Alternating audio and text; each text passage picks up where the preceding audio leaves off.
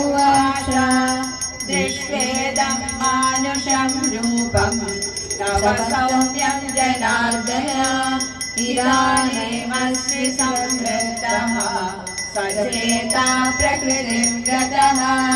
श्रीभगवानुवाच सुदुर्दर्शमिदं रूपं दृष्टवानसि यन्मम देवा अप्यस्य रूपस्य नित्यं दर्शनकाङ्क्षिणः नाहं वेदेन तपसा न दानेन न चेच्छया शक्य एवं विदो द्रष्टुं दृष्टवानसि मां यथा भक्त्या त्वनन्यया शक्यः अहमेवं विदोऽर्जुन जातुं दृष्टुं च तत्त्वेन प्रवेष्टुं च परन्तप मत्कर्म कृन्मत्परमो मद्भक्तः सङ्गवर्जितः निर्वैरः सर्वभूतेषु यः स मामेति पाण्डव।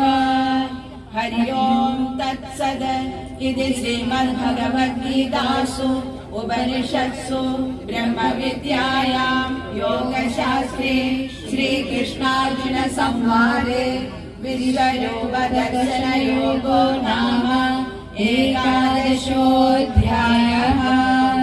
सर्वधर्मान् परित्यज्य मामेकं शरणं व्रज अहं त्वा सर्वपापेभ्यः मोक्षयिष्यामि मा शुचः।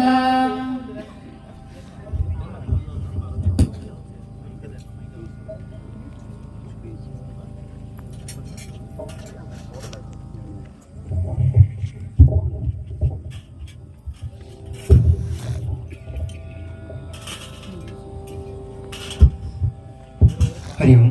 പമ്പാ നദീ പൂജയുടെ ഉത്തരപൂജ പ്രസന്ന പൂജയുടെ ചടങ്ങുകളാണ് പൂജാവേദിയിൽ നടന്നുകൊണ്ടിരിക്കുന്നത്.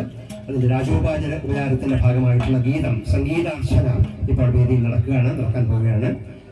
ഇതിന്റെ രാജോപചാരത്തിന്റെ ഭാഗമായ ഗീതം, വാദ്യം, നൃത്തം എല്ലാം നടക്കുന്ന ഈ വേദിയിലേക്ക് ആദ്യമായിട്ട് ഗീതം ആണ് സംഗീതാർച്ചന നടത്തുന്നത്.